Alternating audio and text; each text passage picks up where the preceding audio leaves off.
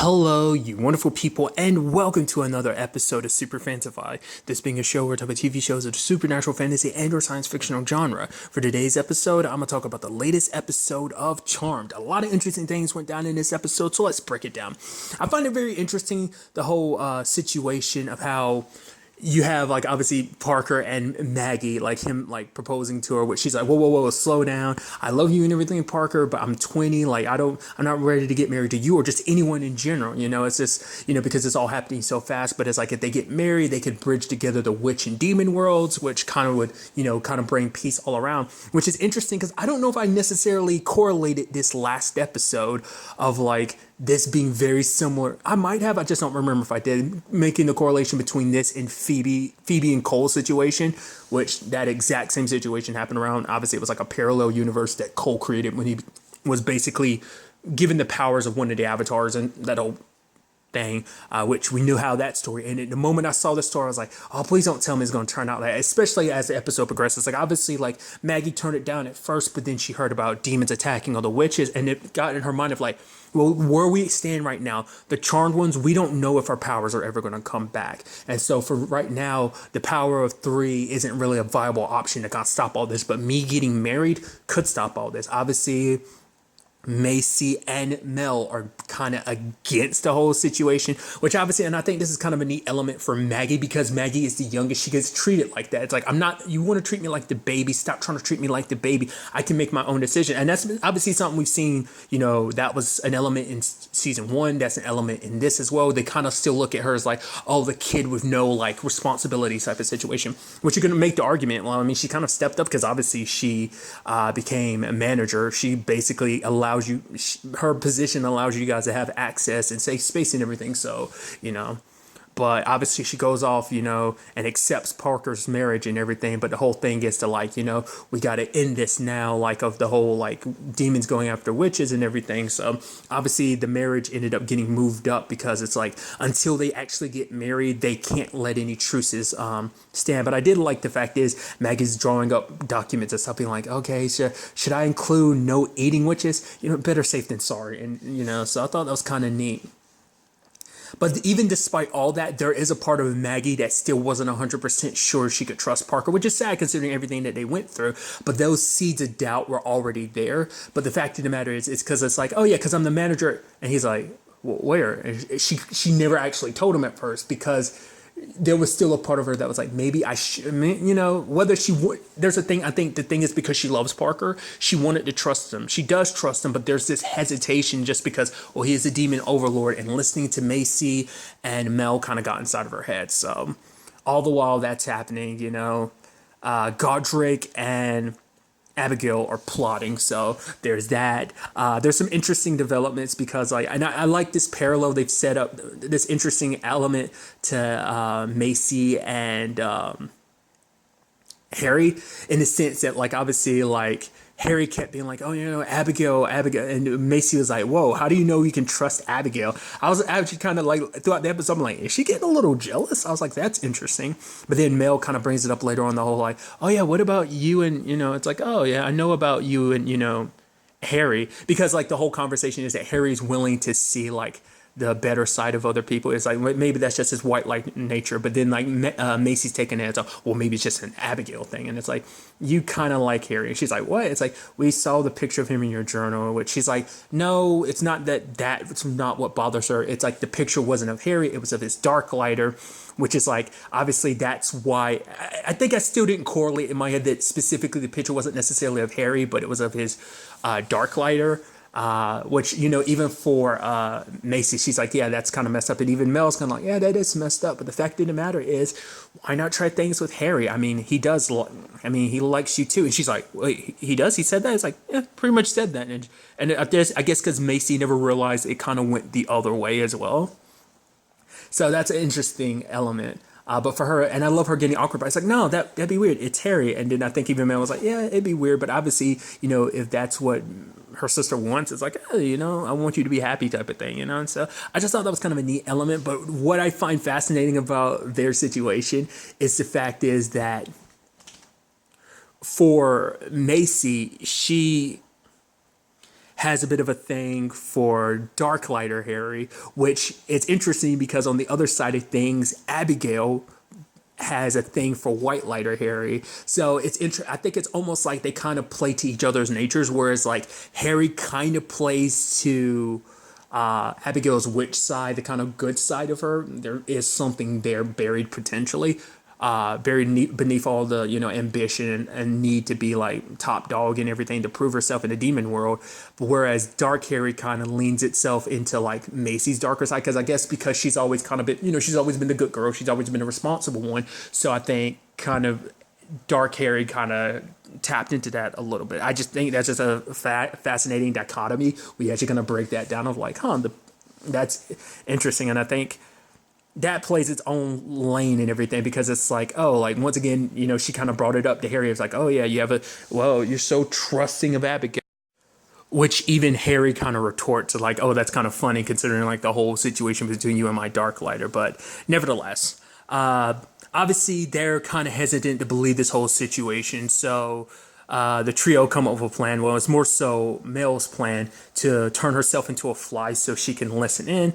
But it's not necessarily a spell. It's more so a curse, which in itself does prove to be useful because it gets, them learning the information that Godric is behind, the druids being, the dryads getting killed and the fruit being taken and everything. Which, side note, it is almost interesting seeing like it is like, it is a wedding and everything. So the family gathering up is kind of interesting. I mean, it's actually kind of sad when you actually think about it too. It's like all the demon world is coming for Parker, and it's like, well, I mean, it's just kind of sad to think on a smaller scale. Just like, oh man, that's sadly all the family they have. I mean, to be fair, it's like most of their outside family is going, so all she has is her sisters and Harry. But I think at the end of the day, that's all that really matters anyway. So, I mean, to be fair, like, how many people can Parker necessarily say he trusts around him amongst the demon world, whereas at least Maggie's surrounded by people she cares about. So, but it was interesting too learning what like, because it was the whole thing of like you have to do a little self-reflection to break the flight, break the curse that turned her into a fly and everything. And I liked that basically she's like, okay, she's basically running down like, oh, it's because I'm bossy, it's this and that. But then like it was an element that I really like because it ties into her story very nicely in this season. And for her, it's like, I'm only as small as I make myself out to be. That the fact of the matter is, even if I never get my powers back, even if I don't have my powers, the fact is the love and trust I have between me and my sisters is what's all the power I need. I was like, oh, which, I'm a sucker for like, my friends and my family are my power, hence why I never shut up about Kingdom Hearts. Because I always got to sneak a Kingdom Hearts reference into one of these reviews. I always have to draw everything back to Kingdom Hearts. I apologize, but nevertheless, I thought that was a neat element because for her, she like out of losing their powers, she's kind of taken it the hardest because I think having powers, it kind of made her felt kind of special and powerful. But now she felt like, oh, without it, I'm powerless. But she's like, no, I am powerful. I am fierce even without my powers. So I thought that was pretty dope. She tries to tell Maggie, but Maggie doesn't want to listen because for Maggie, it's more so than anything. It's like, who cares if what you're saying is true? The fact of the matter is you didn't trust me enough to kind of follow through, which obviously Mel was like, yeah, I get it. I can see from your perspective you're mad, but like Maggie just kicks her out, which that was interesting because obviously Mel was kind of devastated, because like despite it, like I think Maggie is, Maggie and Macy are obviously, you don't want either one of your sisters mad at you, but I think more so than anything, because I think, Maggie and Macy are also her best friends, so it's like when having Maggie mad at her kind of made her feel, hurt, So it's like, oh, you don't trust me. It's almost like you're picking Parker over me, which I think it almost feels like the past too, because it's almost like Parker kind of came first over them in certain regards. It's like, why can't you trust me? Why don't you believe me? Like, why won't you listen to me? I'm your big sis. I'm just trying to look out for you type of situation, It was interesting though, like she found this tree. Well, she found these like roots sticking out of like a pillar, and then she started pulling at it, and like black goose started coming out. It's like, oh, so this is potentially like black sap. So maybe it's black amber, which is connected to her powers, which apparently like it's an upside down tree, which immediately my mind thinks Yggdrasil, just because I'm like, when you see like a great tree and something like big tree of some sort in some like supernatural fantasy thing, my mind immediately goes like, oh, it has to be like Idris Elba. Like, that's what I'm assuming, but maybe that's not the case at all. But it is interesting. Maybe we'll kind of learn a little more insight into that because like Mel was kind of basically like, oh yeah, this is the source of our power, you know. So regardless, that was a situation, obviously, and it's sad to see the Maggie and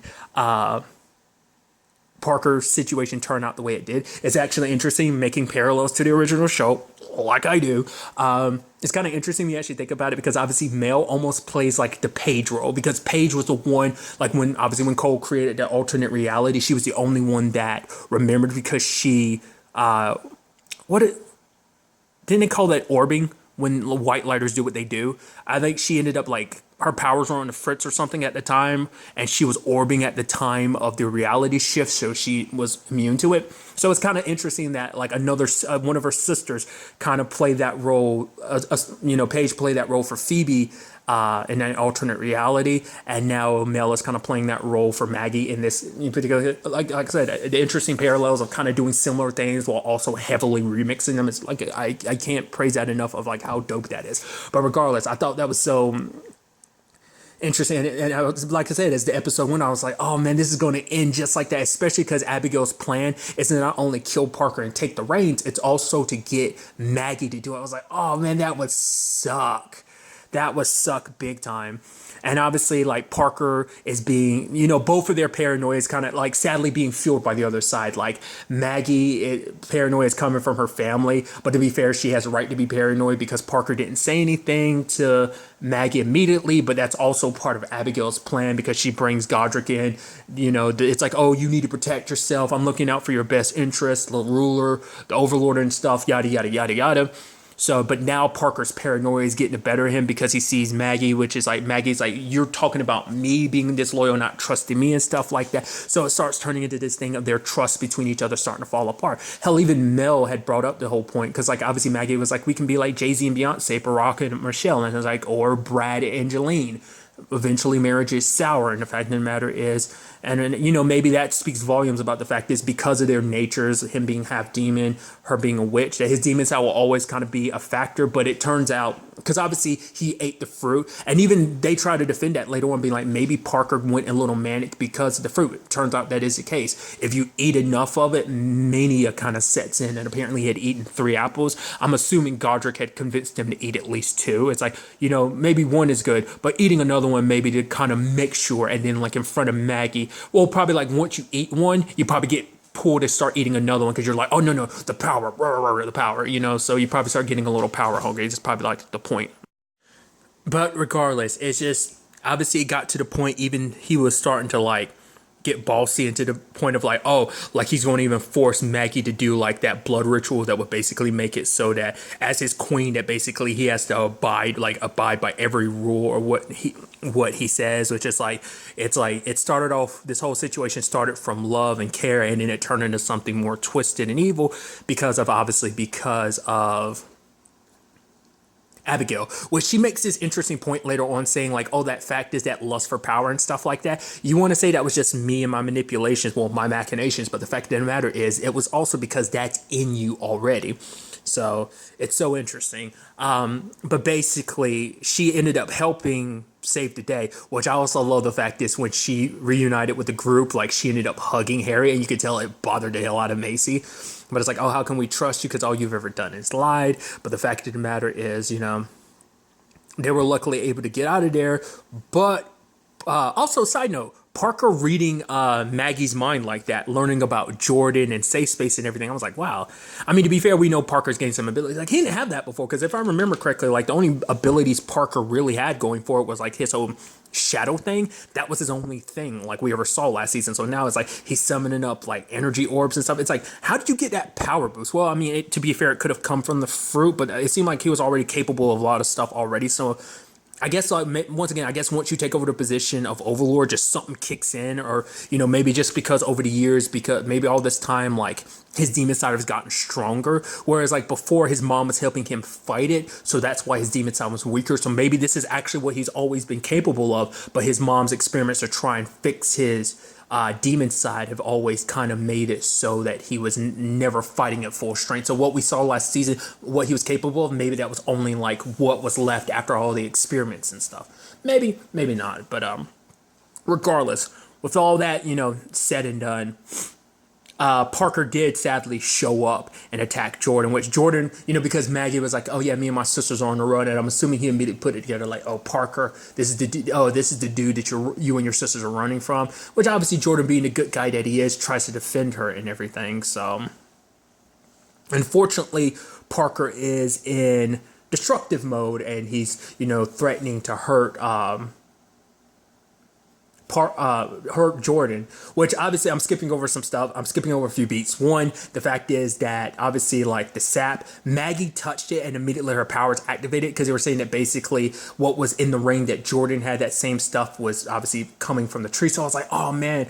And I was like, oh, so it only works for Maggie? Maybe the others have to find some other means of gaining their powers.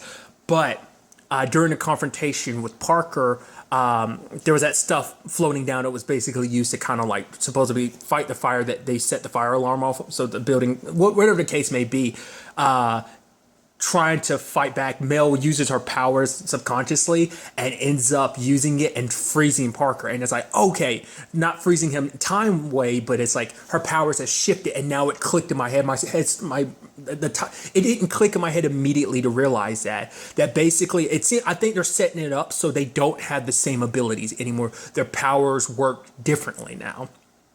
I think that's kind of what they're setting it up, because like I kept making parallels, because like, okay, so every one of the original in the original show, the charm ones all kind of ended up getting new abilities on top of the ones they already had. I think in this case, maybe that's going to come up later on, but I think it's because they're getting new abilities in general. Like their new abilities are replacing their old ones. Whereas Maggie used to have an empath ability, she now can see the future. So I think that's kind of interesting what they're saying. And rather than freezing time or even getting like Piper's ability to blow stuff up, Mel has the ability to molecular manipulation, which is interesting to see the implications on what she's capable of doing with that in the future. But I was like, that's so dope.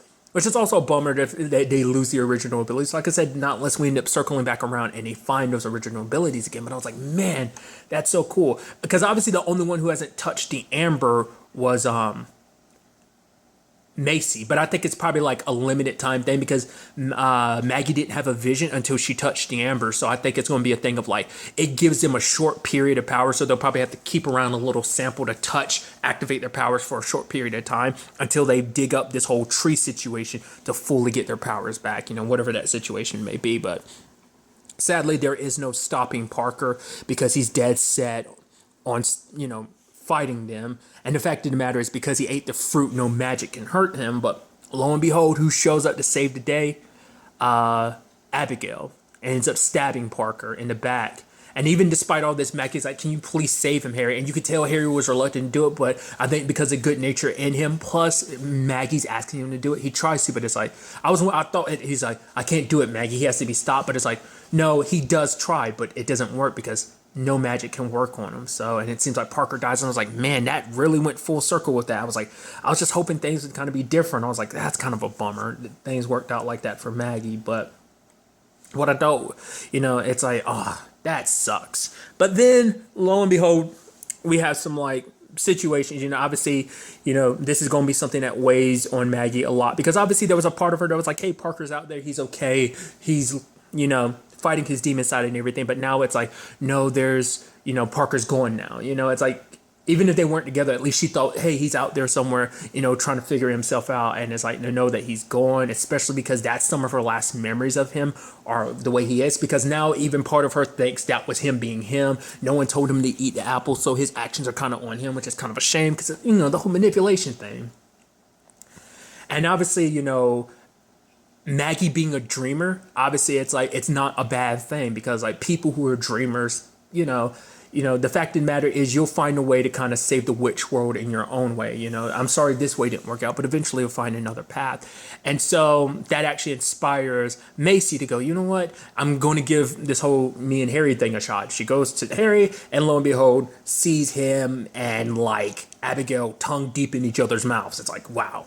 I was like, oh, that sucks because it's there, but obviously this is gonna push like whatever could have been between them back. Hell, this might even push Macy more so towards Dark Harry. I mean, granted, they think Dark Harry's dead, but I highly doubt that. So I'm interested to see, what kind of how everything's kind of circle back around for that. But we see Abigail's plan, and then lo and behold, Parker's still alive. I'm like, yay! I felt good. I was like, oh, thank good you're not dead. Which I think that speaks volumes. The fact is that she acts like she hates Parker because I think it's just a reminder of the family she was never welcomed in. And I think it just, looking at Parker probably just reminds her of their dad. But it's just so interesting that you would keep him alive like that. Like, I guess not unless Parker is part of some grand plan or something. But it might even just be like, because you were the one that was chosen for everything, dad put so much attention into you, wanting to make you the source of all evil, to feel some prophecy. I butchered that, jeez.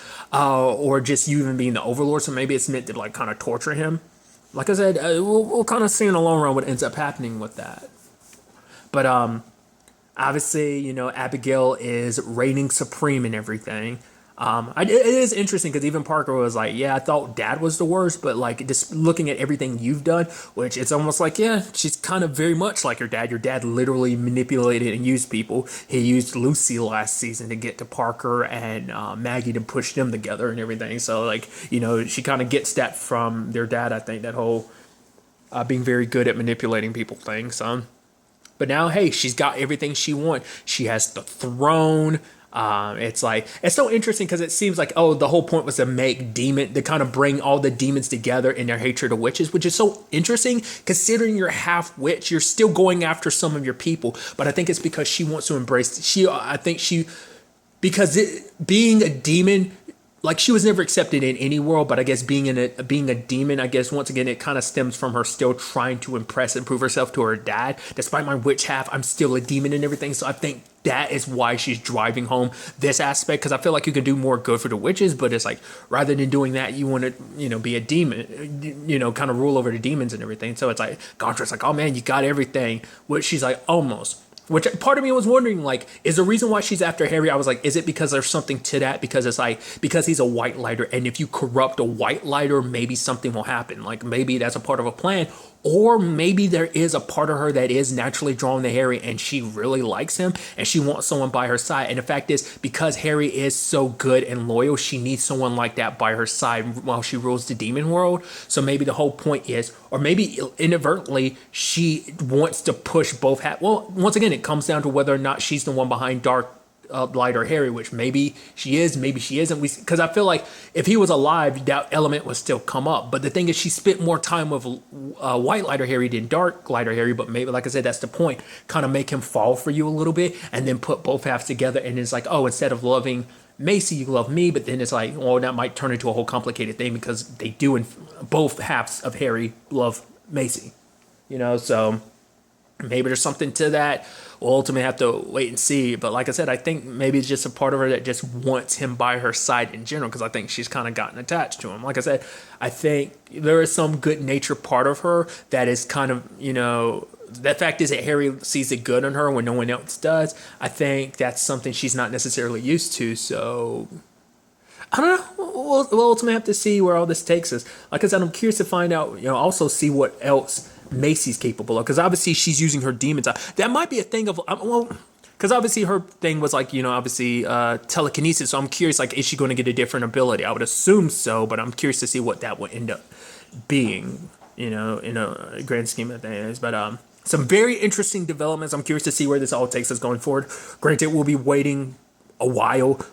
Charmed is returning on, it said January 17th. So I'm very interested to see where the next episode takes us, but also the rest of the season with all of this. But really, that's all I want to talk about. Until the next time we meet, be happy, be safe, live life to the fullest, and enjoy it. Good day and goodbye.